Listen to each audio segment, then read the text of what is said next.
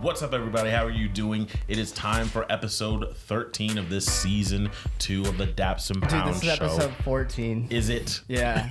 Well, all It's a throughout good the one, episode, though. you hear me say 13. But guess what? It's 14. So, I didn't Dobie, what are we realize going to that. talk about today? Ladies and gentlemen, we got a lot to talk about. We're going to be reviewing Beerbongs and Bentleys by Post Malone, which is finally featured. We are also going to be talking about our favorite project of the week. Yes, our favorite. You heard that correct. Andy Mineo, the Arrow EP. We're going to be breaking that down a little bit more for you today. We're going to be getting into the Kanye West Twitter Massacre. That's what I'm going to call it. Kanye Massacre, West yeah. Twitter Massacre. Yeah. So we're going to be getting into that, our thoughts on Kanye, our thoughts on his 2 singles, what this is all implying for the culture. And then we also get into our Infinity War review. Then we get into a little bit of spoilers. But that's it seems like a lot. That's because it is. And I hope you enjoy it. Ladies and gentlemen, strap on in. Your Monday's about to be glorious. Here we go. 2 mics, 2 friends, 1 show, let's go. 2 mics, 2 friends, 1 show, let's go.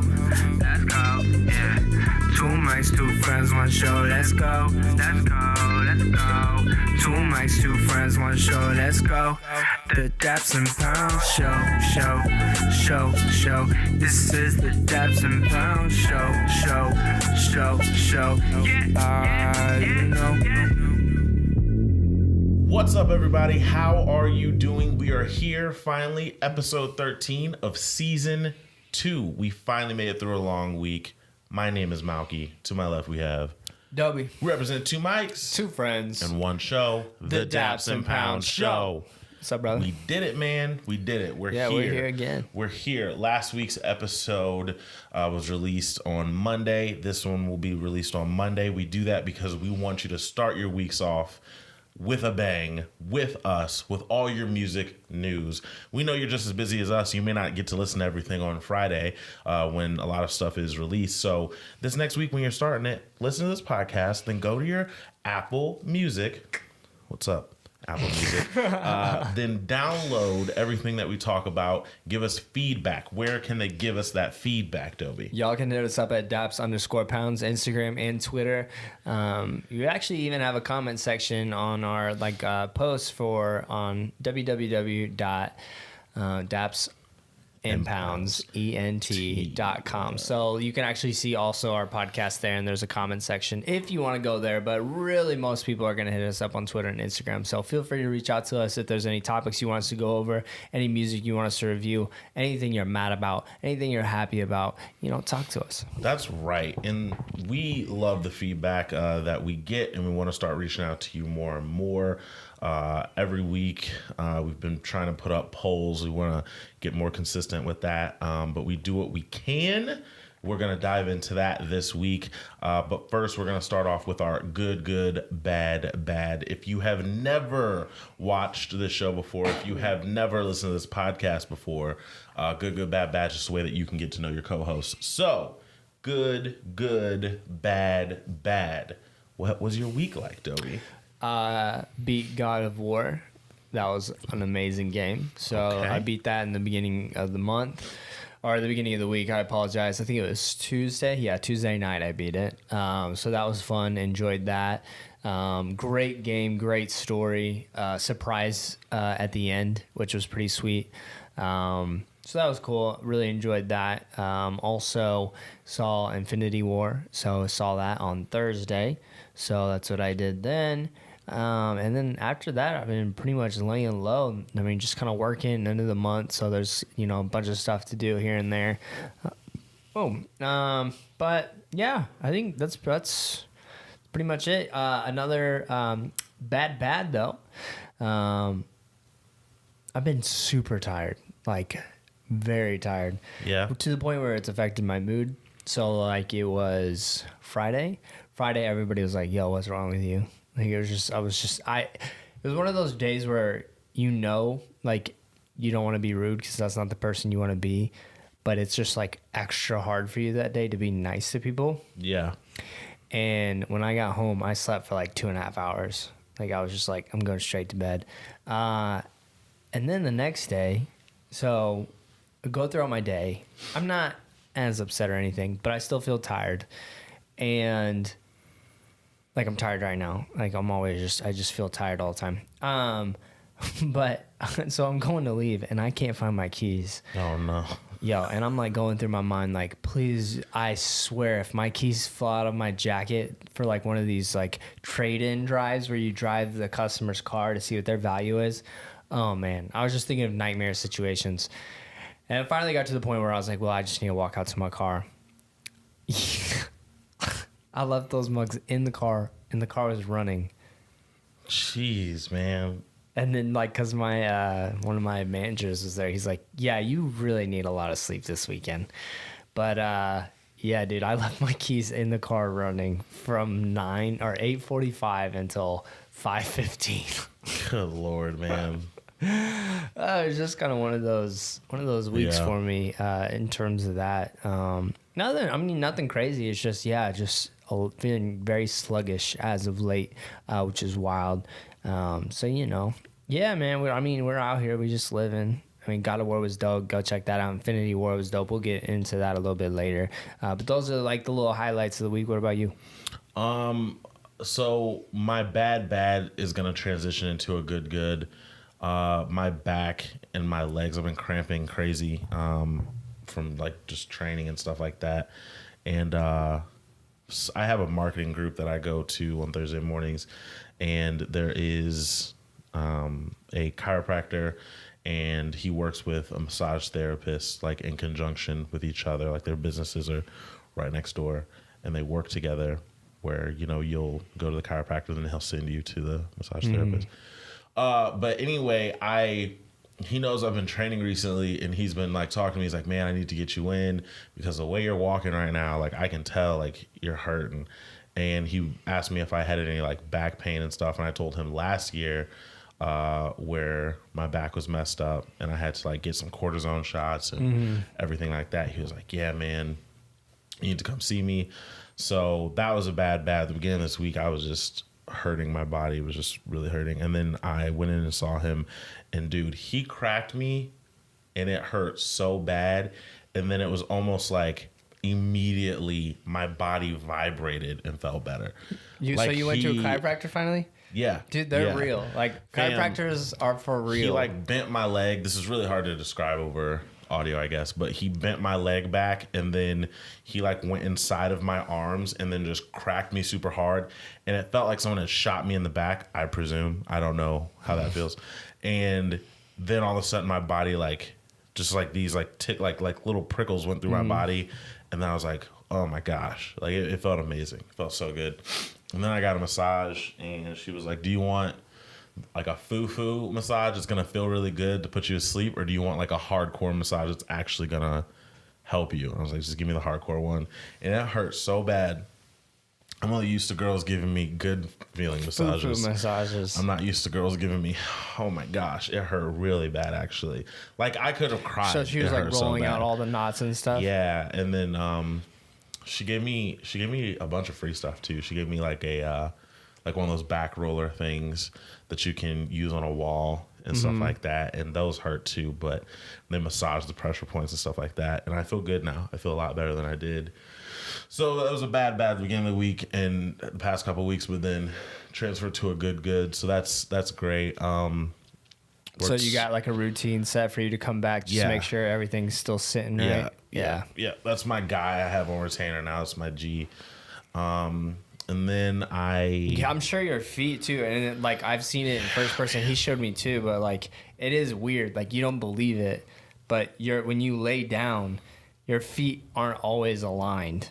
Yeah. So I'm sure yours were probably like out of whack too, where like. Well, he said my hips were like the worst thing. Like he cracked the inside of my hip. Like he like pulled my hips down. Because he said and he asked me what I was doing, and I told him, like, the problem is I'll sit all day at work, and then I'll go be really active at the gym. Okay. And it's caused, like, my hips to be weird. So then he, like, cracked my hips and was like, yeah, your hips was, like, out of alignment. That feels better, though. Good. Yeah, man. Work's crazy, but I'm kind of used to the craziness now. It's kind of normal. It's settled. Something I was going to say, though. Oh, Infinity War, yeah. Saw Infinity War last night. A lot of thoughts, a lot of things about that, but overall, I think it was a good movie. It added another chapter, and this is the beginning and the end, and it's cool the way that they're doing it and kind of put everything together. The writing is amazing, so that was really cool. We'll talk about that more in depth as the show progresses. Mother's Day is coming up. I'm excited about that. Yeah, man. Yeah. It's a good times. Good times. Man. That's what I like to hear. So, guys, that's our good, bad, bad. Tell us what's on your mind. Tell us if you have any questions for us. You can do that at Daps_pounds. If you have any questions about our regular lives or anything like that, hit us up. We'll answer anything. Yeah. So, we are going to move on with the show. Yeah. We need to talk about new music. Twitter was a mess. Dude. Oh, my gosh. Twitter I almost was got off an of Twitter. absolute mess. I ended up muting words for the first time. Usually I have a I pretty high muted tolerance. Tekashi 6ix9ine. That's been nice. Not Yeah. seeing his rainbow face everywhere. See, I usually have a pretty high tolerance where I don't have to do it, but this week I did just because it was like, it was overloaded and it was taking over my timeline. You muted There's really Kanye? funny stuff. Yeah. Dang. Yeah. I unmuted him though. It only lasted for 2 days. So you heard the new song? Yes. Yep. I've heard both new songs. I heard the song with him and T.I. and I heard Get Lifted or Lift Yourself as well. Get Lifted was a song that he was on back in the day. But heard them both. A lot of Kanye craziness. We don't need to talk about the politics of it because I guess this isn't a political show. I think what we'll do, new music, and then we'll review what we think of the songs, and we can transition into just what we think about our discussion, about Kanye and him as an artist. Can you separate it from him? Stuff like that. Yeah. So new music-wise, there wasn't tons that came out, but we are going to go over some of it. The biggest thing to come out, the most successful thing that you'll hear, the thing that's breaking records, the thing that's platinum first day is going to be Beer, Bongs, and Bentleys. Post Malone, he pushed this album back twice, and it finally came out last Friday, and it's here. It's here. Beer, Bongs, and Bentleys, lowercase. How do you feel about it? I like Post. I feel like there's going to be certain songs that are going to grow on me, like as time goes on this project. Mm-hmm. I think, for me personally, I felt like the title of the album's very misleading compared to what most of the album feels like, in my opinion. It doesn't feel college-y party, really, besides, 3 songs? Yeah. To me, personally. And I feel like it's a good project. I feel like Stoney is a better project. But I think the hypeness and what we expect out of Post, how big the singles were, I think because of that, this album was so hyped where it was like every song's going to be a banger kind of thing. And it's not. And that's okay. There's only one song that I really can't stand, which is Blame It On Me. I feel like for some reason that song just absolutely does not resonate with me. I don't like it at all. But there's a lot I think that this album still offers in today's age. And regardless of what we say, he's just kind of the artist where he's going to have people saying, this album's great, this album's amazing, it's a masterpiece, I'm going to only be listening to this. And that's just who Post has created himself to be right now. Paranoid was a pretty good track. Good Lord. Zach and Codeine was weird in a interesting way because the play on words for Zach and Codeine for Zach and Cody, for the sweet life of Zach and Cody, and it's you really do have to be on drugs to think of a metaphor like that. Taking Shots was definitely one of his party tracks, along with Ball For Me with Nicki Minaj, which is a pretty good song. Nicki Minaj just, for some reason, she needs to try really hard right now to impress me, and it's just okay. There's a lot of kind of Post talking about how he feels about fame and how he kind of doesn't like it, and then he's also got the tracks where he's just kind of in that fame mode where he knows he can kind of almost get any girl, and it's a lot of groupies, but at the same time there's his one, I think he talks about his ex a couple times on this project, and so he's he's got one person who he does truly actually care about, but that's over now. So he the struggling with kind of getting what you want, but not getting what you wanted at the same time. So. Sugar Wraith was a good song. 92 Explorer is a good song. Candy Paint, the songs we've all heard still sound great on the album, like Candy Paint, Rockstar, Psycho. The features are pretty good. You get 21 Savage, Sway Lee, Nicki Minaj, G-Eazy, YG. Overall, I think that I'd probably just give this a project just a B, just all around. And I don't think it's a failure by any means. I just think it was a little bit overhyped, and I was really hype about it myself. But just like Stoney in certain regards, I think there's going to be certain songs that can just kind of pop out to you after a while, and you're like, dang, you know what? This is actually, I like this song. I like this song a lot. Like, Stay's getting a lot of recognition right now, which is interesting because Stay is the most unique song because it's just acoustic guitar. And you would think with what Post has said previously about what kind of sounding album he wants, there was going to be a lot more of that on this project. And personally, I was disappointed that there wasn't more. Yeah, I agree. I wanted more of acoustic guitar as well. That's kind of what I was expecting, and we didn't get that. I wish I could A&R this project, and I wish it wouldn't have gotten pushed back those 2 times. I think that a lot of the reasons this didn't resonate with me the way I wanted it to was because of that. If I'm A&Ring this project and I say our first single is going to be Rockstar and our second single is going to be Ball for Me, because Nicki Minaj is there, so name notoriety, not because it's an amazing song.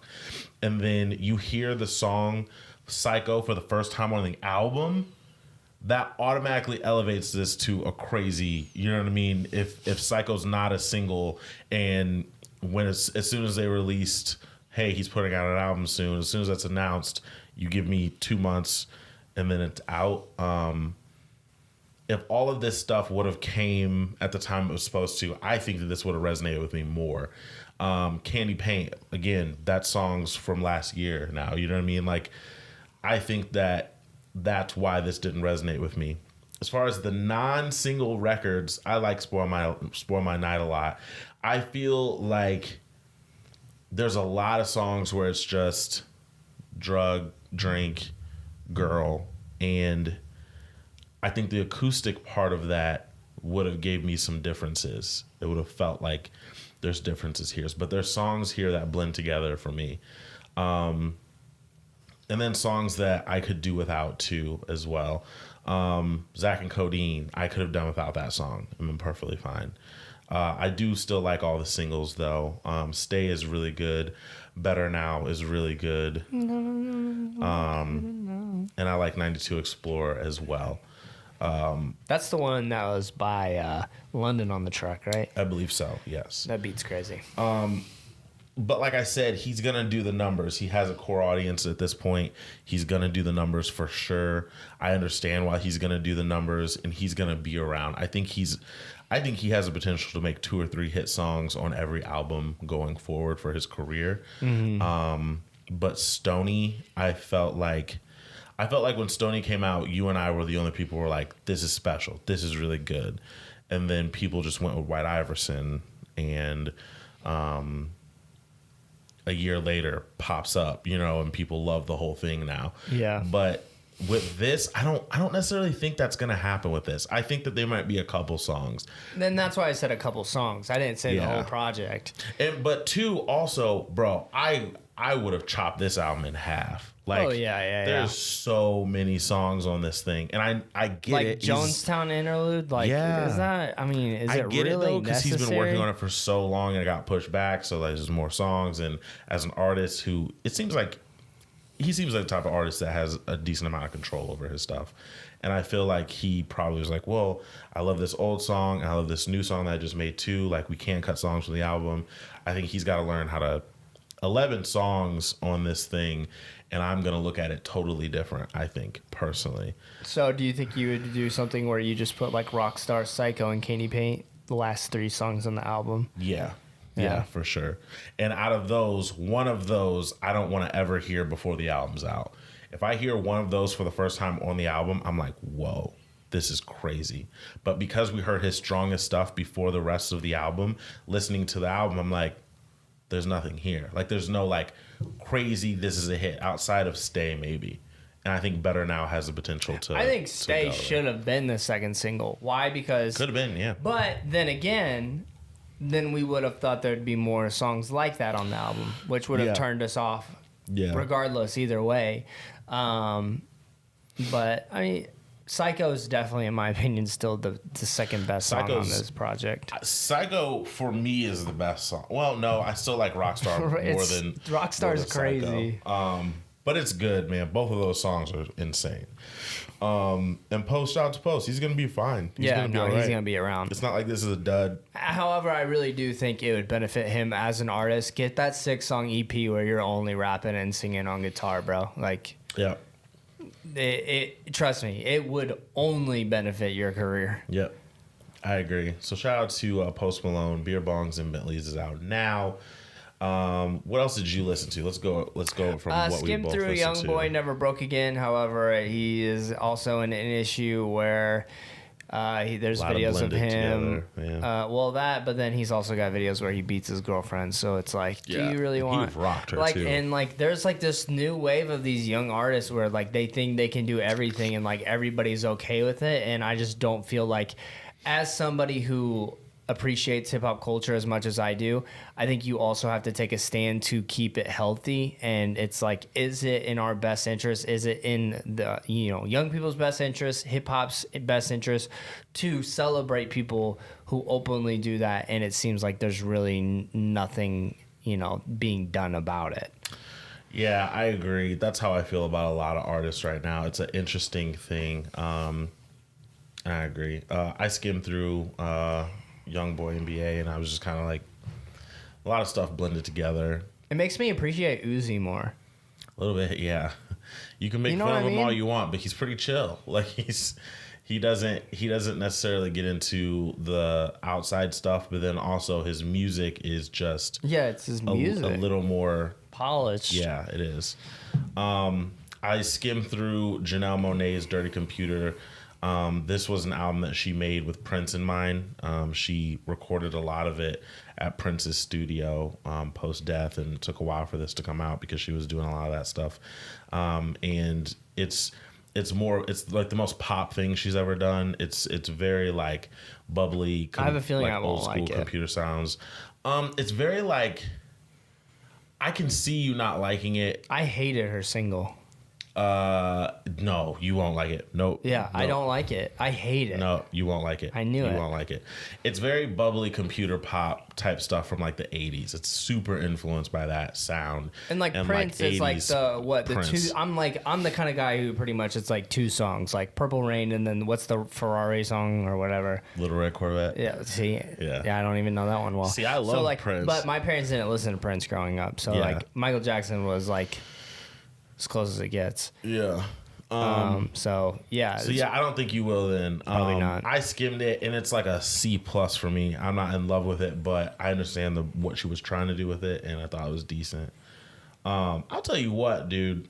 Do you listen to Arian Foster's? Bobby Fino?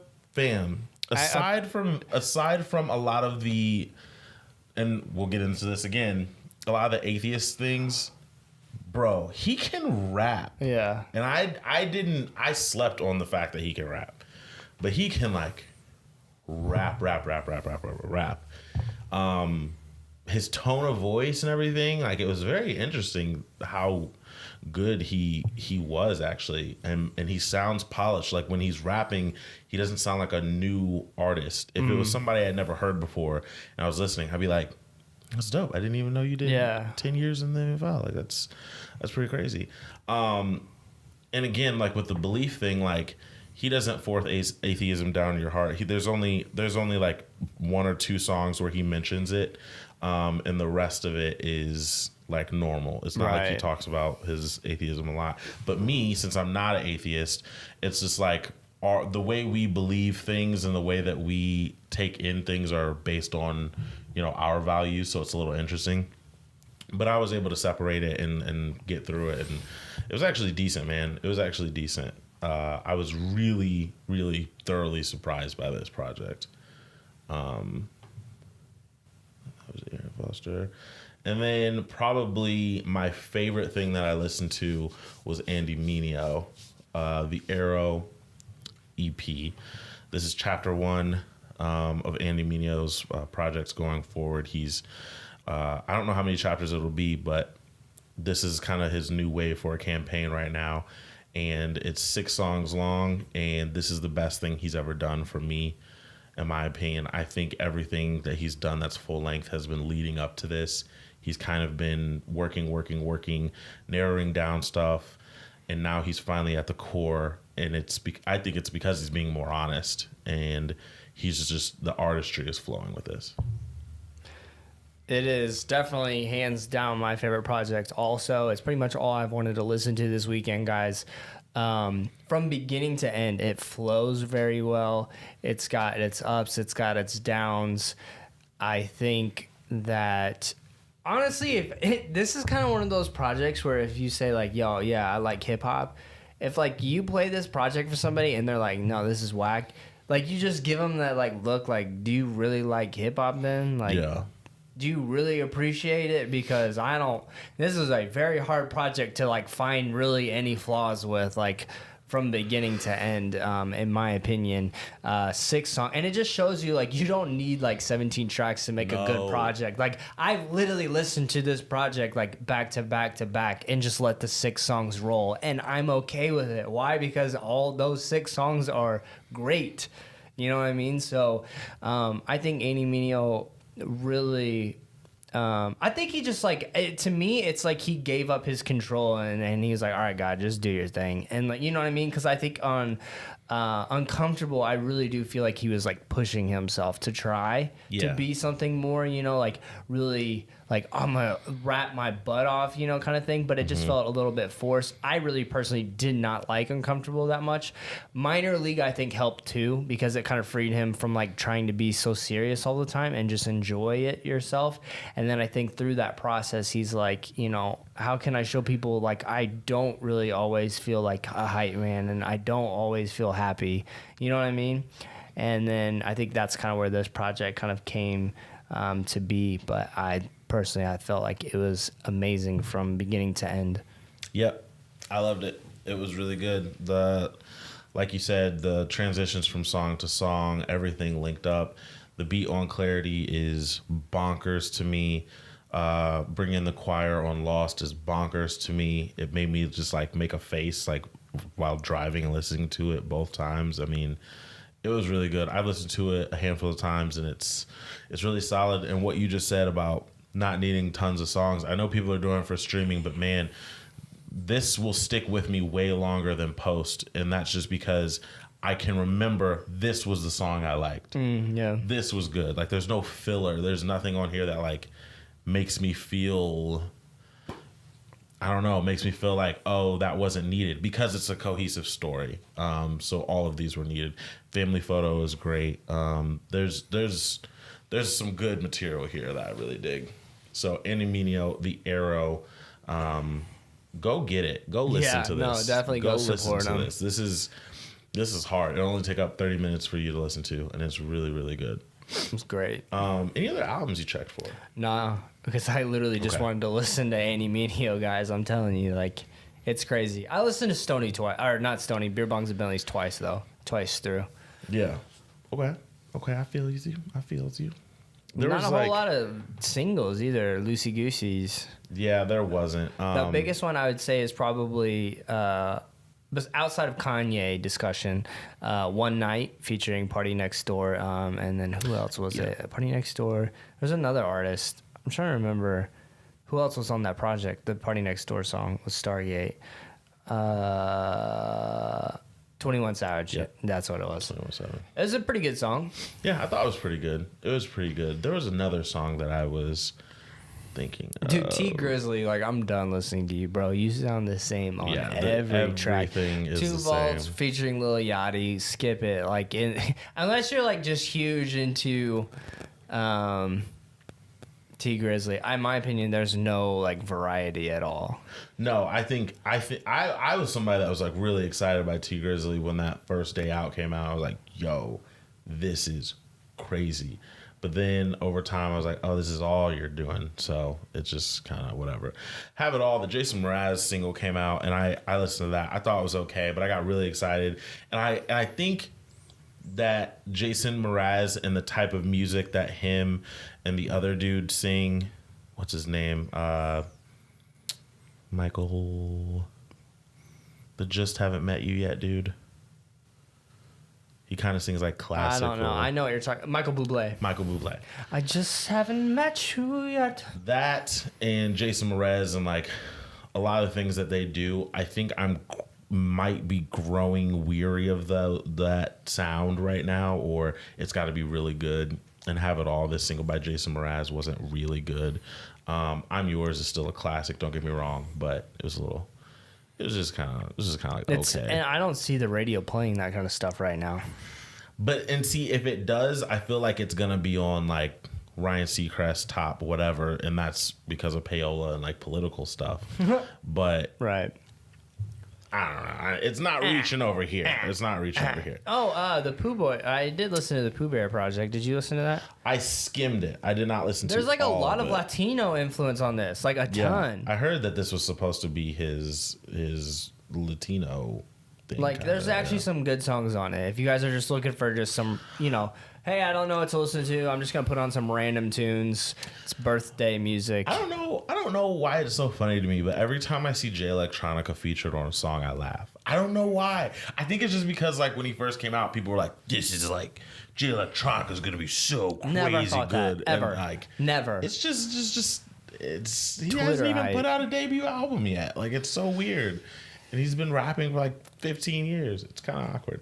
He ain't rapping. He's just around. Yeah, he'll hop on like random features. I will like say he acts like he's Andre 3K. Yeah, he acts like that With no without the accolades. accolades of that. The best thing he's ever done is that How Great feature on Chance. That was nuts. But other than that, nothing really grabs me. But yeah, I got to go back and I listen wouldn't to even the know what he full looks Pooh like. Bear I thing. don't like. He's a guy to me. He's nobody. Like if he walked next to me, like he is. No, I guarantee you, he's the kind of guy who he's walking the streets and nobody knows who he is, but he's acting like everybody knows who he is. I can see that. I know. I think I would know him, but like I would have to like really stare at him. Like I know we're talking about, I know what he looks like. But in public, when I'm not expecting him to be there, I would be like, I've got to really stare at you.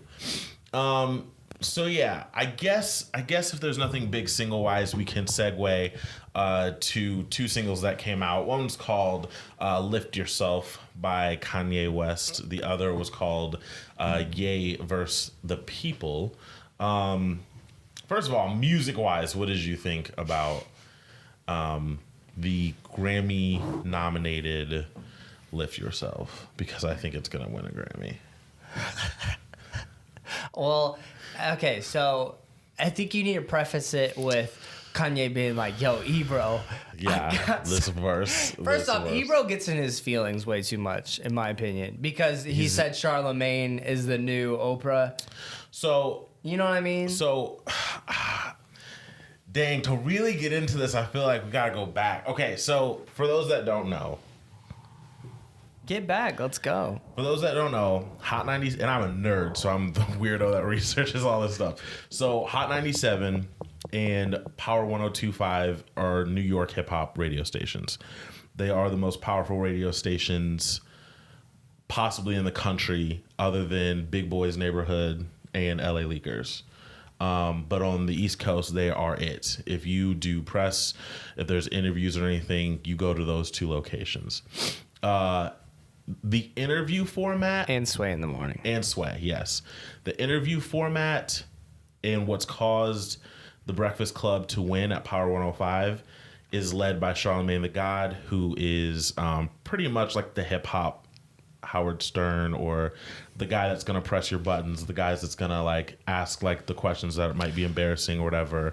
He'll give you the hot takes and crazy Ask stuff. the girls if they have fake butts, stuff like that. That's the kind of guy he is. That's the kind of person he is. And then over on the other side with Ebro, on Ebro in the Morning with with Peter Rosenberg and Laura Stiles, they are a more like music. We want to talk about the actual music. They don't dive into the gossip side of things. So as to where Breakfast Club will do interviews with people from like Love and Hip Hop and stuff like that, Ebro really has people up that are about the music, and they kind of focus that way.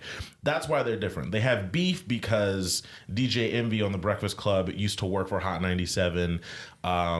His contract was up. He went to Power 105.1, so DJ Clue and like a lot of other prominent New York DJs.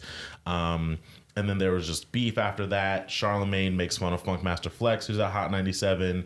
They have beef. Who deserves it? Yeah, Funkmaster Flex turned himself into a clown now. But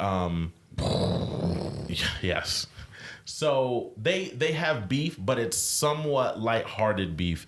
It has only gotten serious in the past 10 years, like a few times, but they truthfully don't like each other. Peter Rosenberg, who we talked about it last season, came out and said Kendrick Lamar is the best rapper of all time. He likes to give hot takes, but Peter and Charlemagne hate each other. That's a genuine, like, they will never be cool. They hate each other with a passion. Ebro doesn't really hate Charlemagne. He just hates that success isn't his anymore. Ebro and Charlemagne are actually really similar, but they just do things a little differently. So they do little backhanded things with artists to get at each other without saying the other radio station's name. Case in point, Drake and Meek were beefing, right? Drake and Meek were beefing, and this was 2 years ago now that we're talking. Drake... Can we just actually hope that Meek and Drake get on another song together? I think Drake's going to bring him out at OVO Fest next year. That's a hot take. Because even Meek Mills has already said, yo, I was on drugs, like, I was wrong. So Meek's already admitted to it. Yeah. Drake is not holier than thou to the point where he won't accept someone's apology. And let's be honest, the tracks that they did make together were really good songs. Yeah, and at the concert not too long ago, there was footage of like someone had an old OVO Free Meek shirt on, because you know when Meek was in the first time, he had those Free Meek shirts made. Yeah. And he goes, I see you right there with the Free Meek shirt on. That's true, man. Free him for real. That's right after they beefed, and he said that. Nicki on the Zane Lowe interview said they've moved on from that. They're in a much better place. So they both love Ross. Side conversation. There we go. So when Meek and Drake were beefing, Ebro said something about Drake not wanting to come to Hot 97 to do interviews, and he left out the fact that Drake doesn't do interviews anyway. You know what I mean? Anywhere. It's not like Drake's up at the Breakfast Club. The last interview that he did through the radio was for Nothing Was the Same tour. Right. And he doesn't like to do radio interviews because his words get, whatever. So he said that live on air, and then Ebro and Peter Rosenberg started bigging up Meek during that time. Drake is very sensitive. We know that. And he took that as a shot. So then Charlemagne said something about Meek, and this is totally unrelated. He just said like Meek is taking an L with Drake right now, right? So Drake saw, and this goes back to OVO being the most strategic like crew since Rockefeller. Man. It's nuts. They said, okay, we're gonna mention Charlemagne in a song because Meek doesn't like Charlemagne right now, and I don't like Ebro right now, so we're going to combine our enemies together. So he sent bottles to Charlemagne. That's going to make Power 106 and the Breakfast Club ratings go up. That's going to make Ebro mad, and it's going to piss Meek off, because Meek, it's the enemy of my enemy is my friend in the Art of War. That's what they were doing. So this all has been happening for years, that they do this with artists. Artists kind of use these radio stations against each other to leverage interviews and everything like that. Fast forward to now, we have Kanye West talking to Charlemagne for an interview, right? Charlemagne flies to Calabasas, does an interview with Kanye West, and he plays it really cool afterwards. He was just like, yeah, we talked about some things, like we text, this is not a random thing, it's fine. He didn't even break that this was an interview. Ebro on the radio broke that they did an interview together and how it's dated and stuff like that because it was post Kanye making all of the Trump things happen on Twitter, and I made it relevant again, and he's just in his feelings about things a lot. So then Charlemagne was like, yes, an interview exists, right? And they talk about how much money they can make. Meanwhile, Kanye doesn't care about their radio beef. Kanye is just everybody. Kanye, and like he's just being Kanye on Twitter. And Ebro is trying to be a part of it. Ebro's texting him knowing that Kanye is going to post them because these are all things that makes Hot 97 and everyone else. I listened to the Hot 97 radio the morning after the Trump stuff. Peter just starts going ham on Kanye. It just starts going off. And even Ebro is like, you're very passionate. You need to relax. Like you're going crazy Ebro is a right lot. now. He is pretty level-headed. I will give him that. He is, because he understands the game of things, and Peter's just like, if I saw Kanye right now, I'd fight him. Blah blah blah. And he's just like, yo, chill. this is all. It's like Lil Yachty. Yeah. So it got kind of crazy. And the reason why this got crazy, ladies and gentlemen, if you've been under a rock, Kanye West went on Twitter, and he's been back on Twitter for about a week and a half now, and he's been it's been lit. He's been saying the inspirational quotes and yada yada yada, and then he says that he loves Trump. He is my brother. World goes crazy. Yo, it was actually like pretty nuts. It was like the Elmo fire. Yes. GIF where Elmo's just like, I couldn't believe it. Or when the GIF when Donald Glover walks in the room with the pizza and everything's on fire, like that's what it was. It was crazy. Everyone lost their minds. Then Kanye sees the reaction it got. Then he posted a "Make America Great Again" because he saw like, oh, I have your attention now. And he just went crazy. You know what's crazy? Kanye thinks differently from everybody else. Like, he probably just likes the freaking design of the hat. Well, It's an iconic piece of fashion if you, whether you hate it or not. Right now, it's iconic fashion. It's a crazy iconic, like that design will go down in history. As much of a non-design as it is, right? Just white, red, you know what I mean? Like text. It's not like this great. Hours went into but it is an iconic. I guarantee it's gonna be in a museum of or like something. in the history books where you see the print and like there's gonna be a picture in the article. Yeah, about that hat. It's nuts. And so, anyways, that's Kanye saw what he keeps going. Like he saw people freak out, and he was like, "I'm just gonna keep pressing this button."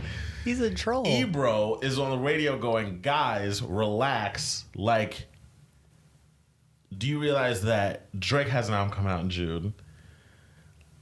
J. Cole just dropped. We don't know if we're gonna get anything from Jay and Beyonce."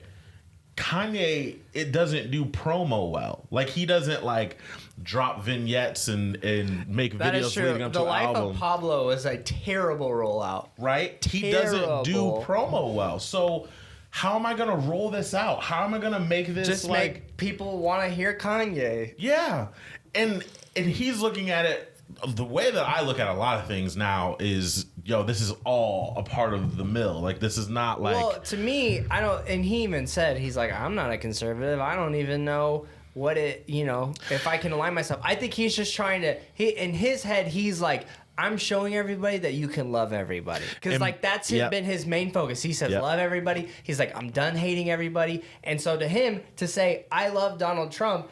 That's for him proving his point. It has nothing, zero to do with any politics, because he doesn't know the politics. He doesn't. He's literally just thinking about this from a very human, individual standpoint. And then, of course, though, all the political sides of the parties are like, right side's like, look at this, black people love Trump, and the left side's like, black people, Kanye left the black community, and I'm like, Peter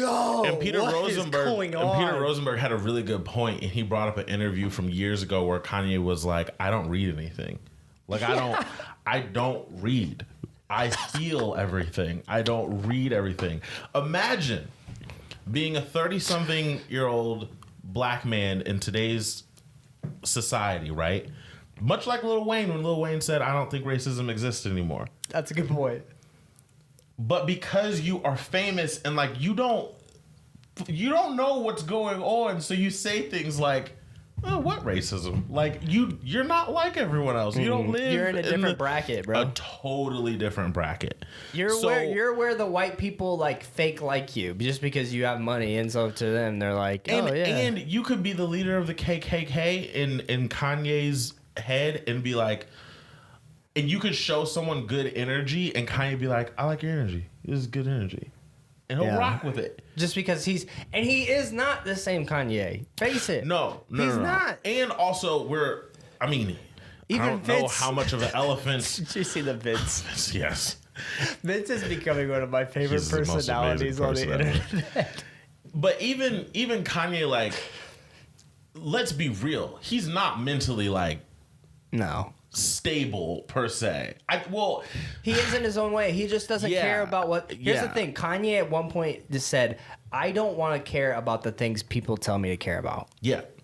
Which politics, everybody says you need to care about politics. He does not care about politics. You know what he says? He's going to do whatever. He does not like doing what everybody says to do. So when he says, I love Trump, guess what? He knew. I think he did know that was going to get a reaction. 1,000%. So it's like everybody's just playing into his hand. I've even seen conversations of people we graduated with on Facebook, and they're like, yo, like, Kanye's just playing the game. Like, he knows he needs that white money, like those big head industries. He's like, what? And they're like, honestly, he's smart. He's being businessman. And in the end, again, I actually do believe he is trying to do this whole, like, in Kanye's head, he wants to change the world. 100%. There's like, you cannot deny that. How does he think he's doing that? Right now, he's thinking he's doing that through Yeezus. But now, he's like, how cool would it be if I can tell the world, like, we need to love everybody? Like, for him, that's his personal journey right now. Just within this week, he just had an epiphany, whatever it may be. And Kanye has always been that dude where if you tell him don't do it, guess what he's gonna do? He's gonna do it. So and to bring that even to circle even more, and I don't know if it's gonna stick because he could change his mind tomorrow. The album cover for his album is gonna be the picture of the guy who is allegedly responsible for his mother's death, who did his mom's last surgery. And it's gonna be called Love Everybody. And so it's like, which is a great lesson, honestly. Like, and that should show you right there, like, he's going left of whatever. You know what I mean? Like, he's trying to force everyone to go left of their original thing in order to, like, understand more. And it's one of those things where there's a battle going on, right? If I don't like what someone says, I need to ship them off. Mm-hmm. Like when the Clippers' old owner, the audio came out and he was like calling people N-words and stuff like that. But yet he has a team full of black people, and they were like, "You're done. You can't be an owner anymore. You're finished." Right? Mm-hmm. Jay-Z came out. A lot of people said like, "All right, should he be allowed to make tons of money and stuff like that? That's fine. But when you kick him out, that means that he will never have to face those players again that he was talking about." You know what I mean? Like, when we just shit people out and be like, you've done something wrong, there's no lesson learned. There's none. There's none lesson. The only lesson that's learned is by the people that are like them, that are saying, oh, we got to erase this. You know what I mean? Like, but Kanye is saying, instead of shit people off, let's see why they feel the way they feel. Mm-hmm. And let's love them regardless of the way they feel. Did you watch the person he retweeted? Which one? There was so much. No, like there's like this one kid, and he was like talking about his thoughts on what Kanye's doing. That was last night. No, I don't think so. What was it about? So the kid, basically, he's like a conservative, like political thinker, young political thinker, whatever. And he was basically explaining how Kanye, the way he's presenting this argument, no matter what people are saying or doing, because it feels like they're doing it out of hate, Kanye's going to win because he's already shown the value of love is the most important aspect of what anybody is talking about. So when somebody's coming at him with such hatred, it doesn't matter how much value their statement has because of the foundation underneath it, which is hate, because Kanye has shown love is the highest value, and that's what I'm trying to show everybody. So the guy's like, Kanye set up himself into a place where he's going to win no matter what people are doing because everybody's coming at him the wrong way. Right. I agree. And it's one of those things where, like Chance came up with the cleanup yesterday. Which is fine, which is understandable. Which is perfectly fine. And I think Chance said the right things. He was saying, I was trying to have my brother's back because I know Kanye and I know where he's coming from. But the way I did it gave a reason for other people to retweet me and make it seem like something it wasn't. However, I'm going to say this. Kanye's statement, or Chance's statement, wasn't wrong. Well, yeah, and Chance even said that. Chance said, like, in his cleanup, he was like, I still believe, like, that statement was true, though. Yeah. Like, black people don't have to be Democrats. It's so weird. Isn't that weird how, like, that statement, though, caused so much, like, anger in people? Yeah, because people don't do their research. They don't realize that pre-civil rights movement, most black people were Republicans. And it changed because people like JFK were on the Democratic side of things, willing to do more for black people for the first time than any other Democratic nominee before that. And it happened at such a, like, literal hoses were being put on people.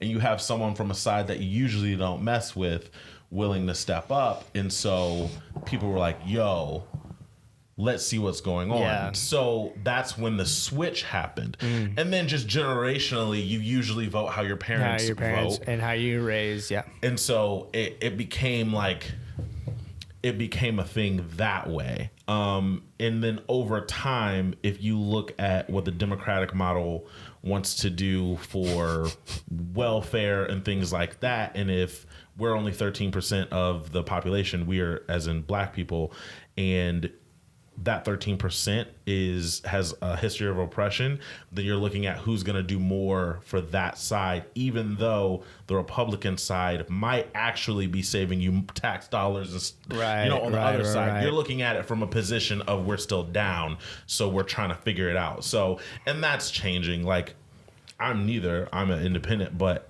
I think that is a thing that's a thing that's shifting. But when you say it like that, and you have parents and everything who have always voted consistently like that don't know the research behind it, then it causes, like, an outcry. But I was proud of Chance for, like, saying, like, it's true, black people don't have to all be Democrats, but the way I went about it was weird, and it was... Yeah, for sure. Yeah. So it was a very interesting situation. Back to the music side, though. Yeah.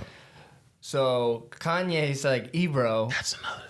I got bars for you. Yeah. Get ready, because Ebro said something about Kanye doesn't know where he's at in life. And pretty much he can't make hits. He's not going to be a legend. He ain't got bars. And then so Kanye's like, I got your bars. I started listening to the beat, and I was like, okay, this is a classic Kanye sample beat. That sample was bonkers. I was like, here it is, classic Kanye. And he's like, all right, wait till the next verse. First off, I was like, this is a long intro. Yeah. And I was like, that's so Kanye, but I'm pissed. I'm like, I'm upset. And then, scoopity-doo, scoopity-poopity. I eventually started cracking up. I did too. Because I was like, what a move, Kanye. What a freaking move. And you know he was like, inside, he was a little kid. When he hit export, he's like, wait until everybody listens to this. And if you are a rapper, you are technically an MC. MC stands for Master of Ceremonies. Master of Ceremonies, you're supposed to control the crowd. Boy, did we all grab our phones and go to listen to that song right away. Scoopity poop. He proved, like, hey, I know you say I don't have power anymore, but everyone's just listening to me say Scoopity on a song. Doopity goopity poop.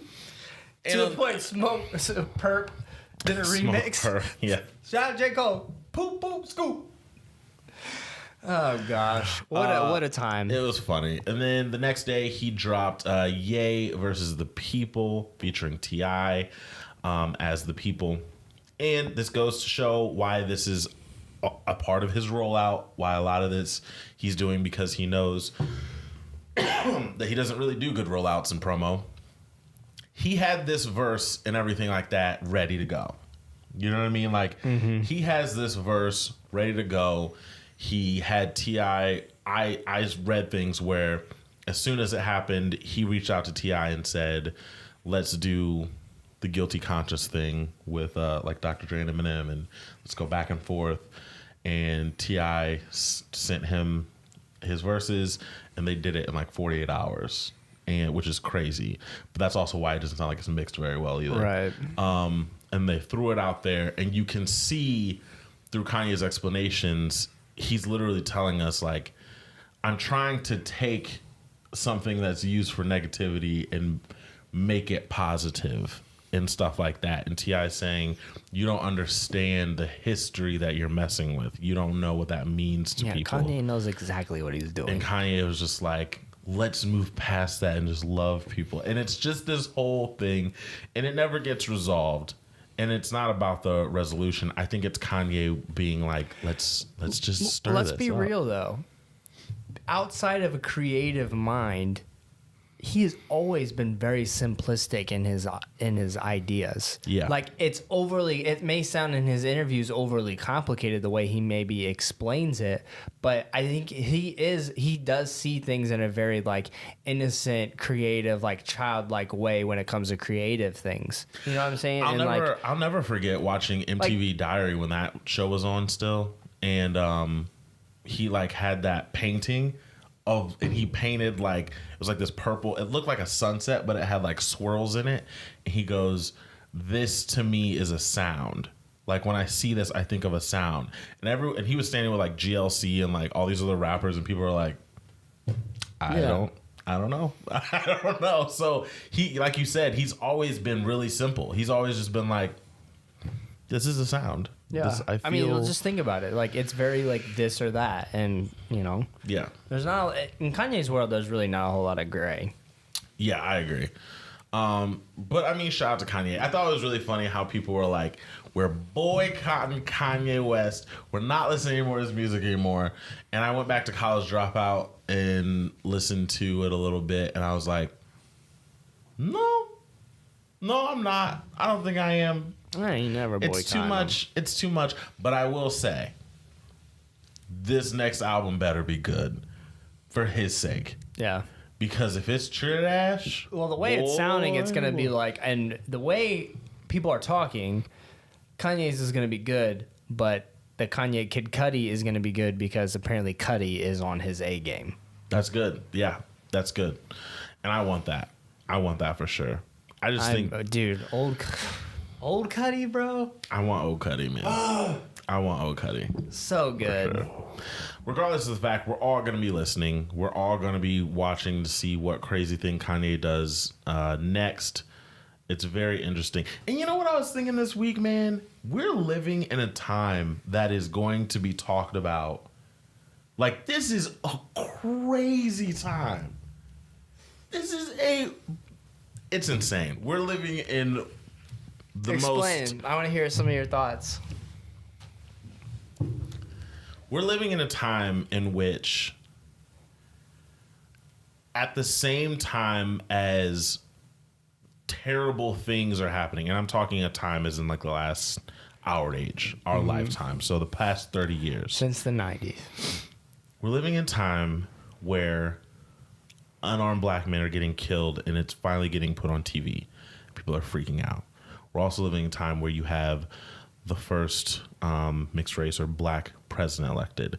Then you have a time where the World Trade Centers were knocked down and millions of people died on a war based off that afterwards. We're living in a time where Donald Trump becomes president and he's known as a billionaire his whole life, and then reality TV, and now he's president. We're living in like this time where it's so polarizing, and like reality TV is like becoming reality, if that makes sense. Like the news and like it's so crazy to me, bro. Yeah.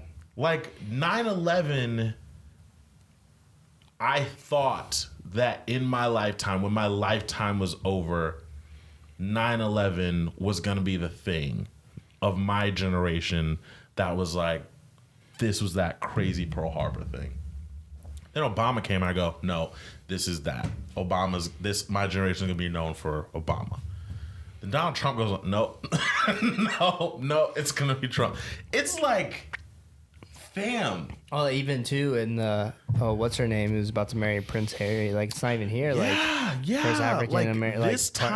this time in the world, our parents might talk about like a few big major things that happened, but like we Footloose. we got like this is the craziest And time. the Marvels, Infinity War. They're gonna be talking about that. How it's something in 10 years in the making. Was the it longer budget? than that? Yeah, I thought The it was budget. How much was their budget again? I don't remember, but I know one thing: Marvel Infinity War was worth the ticket price. I felt like I got my money's worth. We won't spoil anything for you. What's a non-spoiler thing we can say? There's fighting. Fighting's good. Script is good. Script is good. There's humor, which is a plus. Yep. The character interactions when they first meet each other, all of them are great.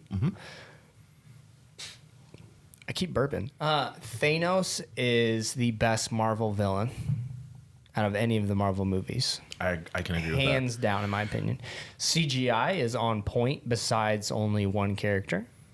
And I know what you're talking about.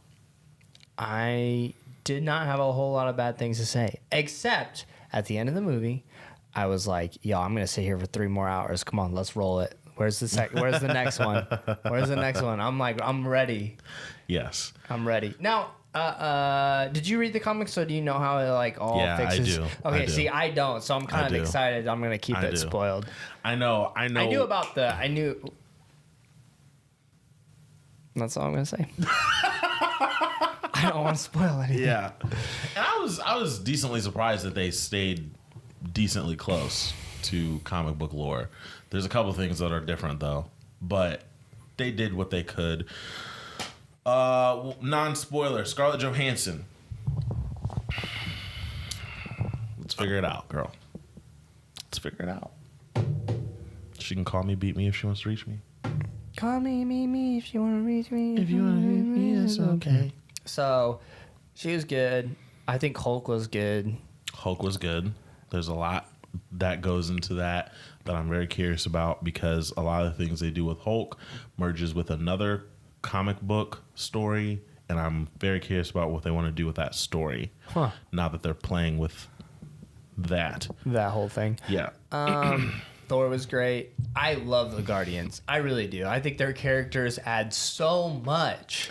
Yeah, and I was curious to know how that interaction was gonna go with the Guardians. But they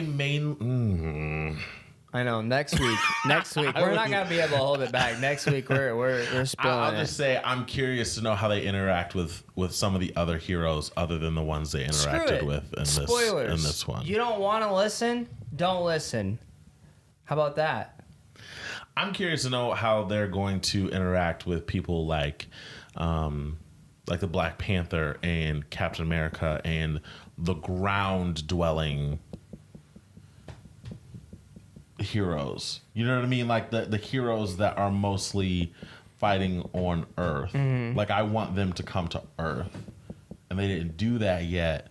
And I'm curious. And they were with Thor, another, spacey type, galaxy type person, God guy, and I want to see that. I want to see how they interact with, like, Drax on Earth, fam, is like a crazy thing to me. Right. It's nuts. So, yeah. Do we want to do spoilers or do we want to wait?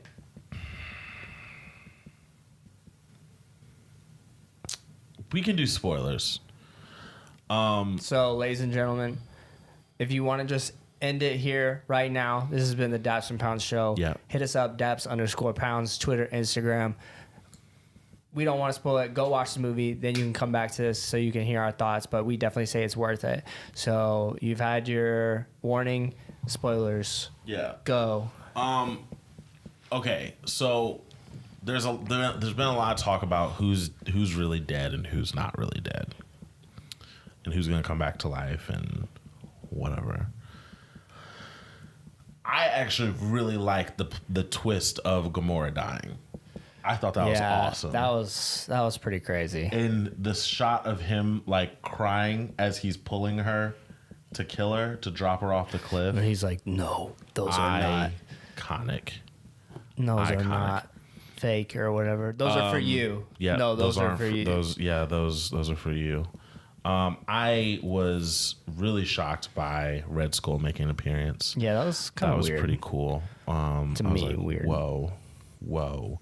Because it kind of goes back to that whole very first Captain America. He was looking for the stone, for the power, and it's like he's been a guardian over the Soul Stone this whole time. And you wonder if, I'm presuming that Captain America and the rest of the crew, or some of the crew, is going to have to go there because, when they go to Nidavellir or whatever it's called, and Peter Dinklage, the dwarf from Game of Thrones, it looks like there's another forged. It looks like there's another forged gauntlet and glove in there. The one of the fan thoughts is that he's going to then go and try to get another one made, and they're going to have to go and try to find other stones, or try to find ways to harness the energy of other stones, which will lead them back to Nidavellir or wherever Red Skull was. Captain America will have to confront him. It's an interesting. I love that though. Like, I love if this is truly Cap's last movie and they're really going for it, like this is the end of something. I like calling back to the first time we saw Cap. Yeah. Makes me happy. A lot of things, man. There's a lot of things they could do. Yeah, we'll definitely have to see. I felt like the humor was great. Felt like the action was good. Now, in terms of the Hulk thing, what were you? I didn't know anything about that. Just Planet Hulk.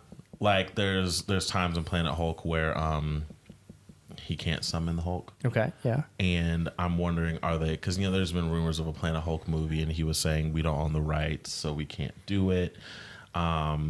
But we just don't know. Like, we don't know if, are you guys playing with the term, like with that mythos of Planet Hulk and he can't summon it because we're actually going to get a Planet Hulk, because that story could tie in super well, or are you just doing this for this film? Because if so, you may be able to bring other Hulks into this and like have them fight with you. And then another thing, like, who's going to wear the gauntlet? It would probably be the Hulk. Yeah, that's what I was always thinking. Like, you know what I mean? Like, can I be honest though? The one thing that really upset me about the movie was they didn't just cut the dude's arm off. Oh. Yo, like, cut the arm off. Yeah. He even pulls out a blade thing, Iron Man, out of his suit in that fight. Yo, just slice his arm off. Who cares? Yeah. I think the funniest thing I saw on Twitter today was or the portal move. Put a portal around his arm. Oh, well, he was holding his... Wasn't he holding him, though, with his... Yeah, but I know what you mean. They could have did it at other points in the film. Yeah.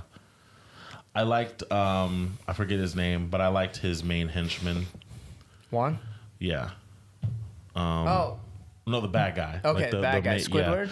Yeah, I liked him a lot. He fought like Mewtwo to me. Yes. No, 100%. Like, yeah. No, 100%. Someone would come and he would just like move out of the way like very slightly, and I just love that. It was really cool. I thought the way he died was pretty interesting, because it was like, yeah, we didn't take you out by brute force because you are really darn strong. We can tell.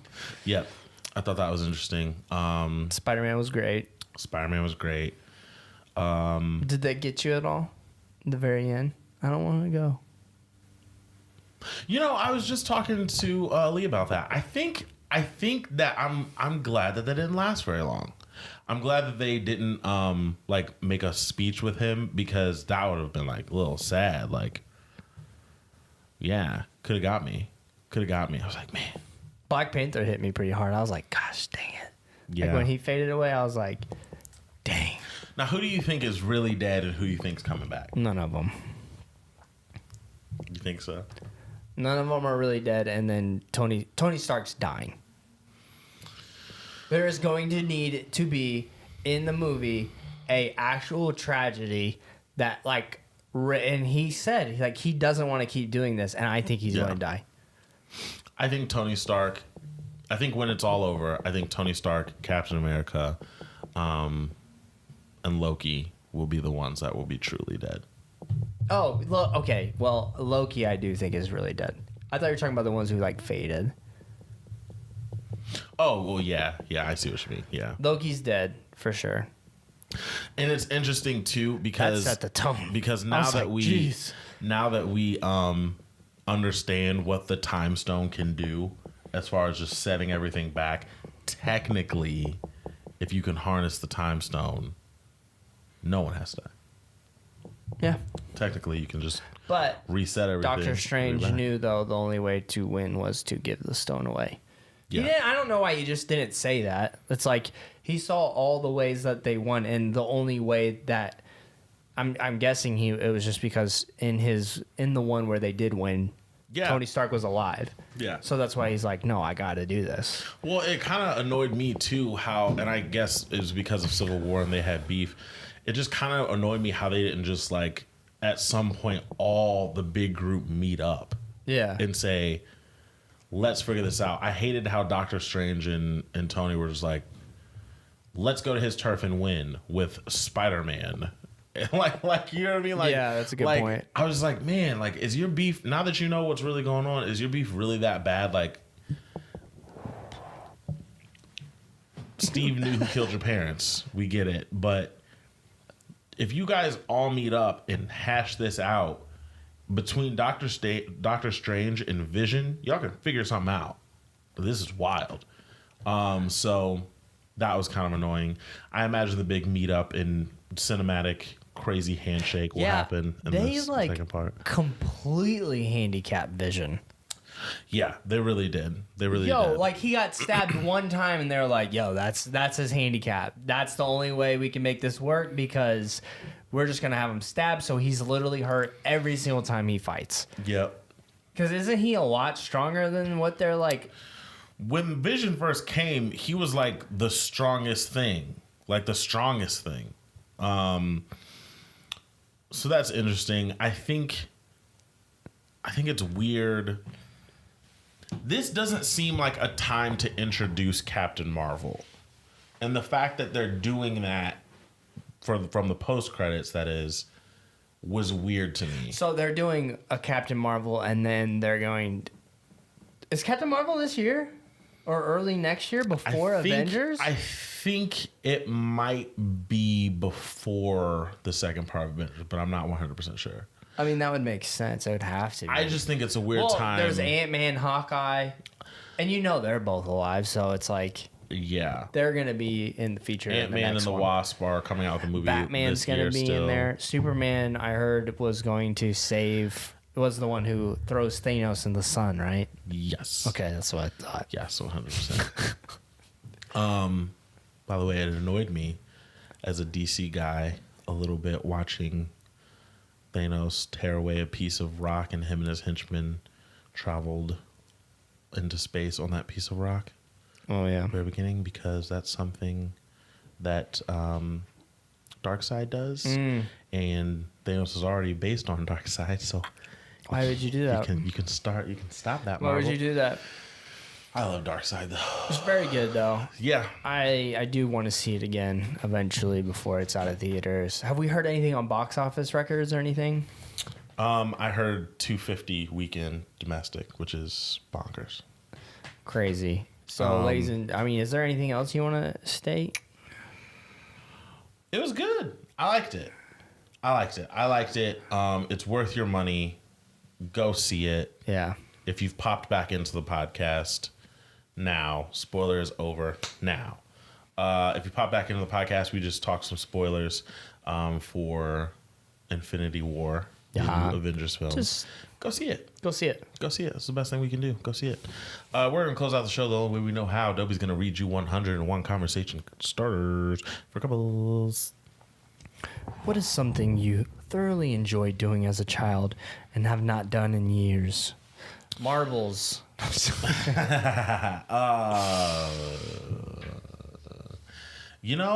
Slip and slides. Dude, that's a good answer. I used to slip and slide a lot. Slip and slides were great. Yeah. I used to ride my bike a lot. I haven't ridden a bike in a long time. So I'd say riding bikes. Riding bikes and slip and slides. Those are good answers.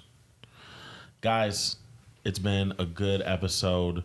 We left a little extra time for you guys because we wanted to talk about a little spoilers for Infinity Wars. We talked about a bunch today, though, on this episode 13 of season 2. We hope that you've enjoyed it as much as we have enjoyed giving you the information. Make sure you go to Daps_pounds and let us know how you feel about the show. Let us know how you feel about the topics we discussed. If you have opinions, we will retweet and talk to you and comment to you. Go to iTunes, put in the Daps and Pounds show, and you can subscribe and you can share and you can comment. Get those comments up so that we can up our iTunes scores. We're also on Stitcher and YouTube, the Daps and Pounds show. We also have a website, www.dapsandpoundsent.com, where you can download the podcast from there. So you can get in contact with us if you want to, a million ways. Dobie, close out the show. Ladies and gentlemen, we are so happy that you had joined us. This podcast is featured by yours truly, myself, Dobie, and to my right, Malcolm. This is two mics, two friends, and one show, the Daps and Pounds show. We did it, guys. Hey. Shout out to the shout out. Gang, gang, gang.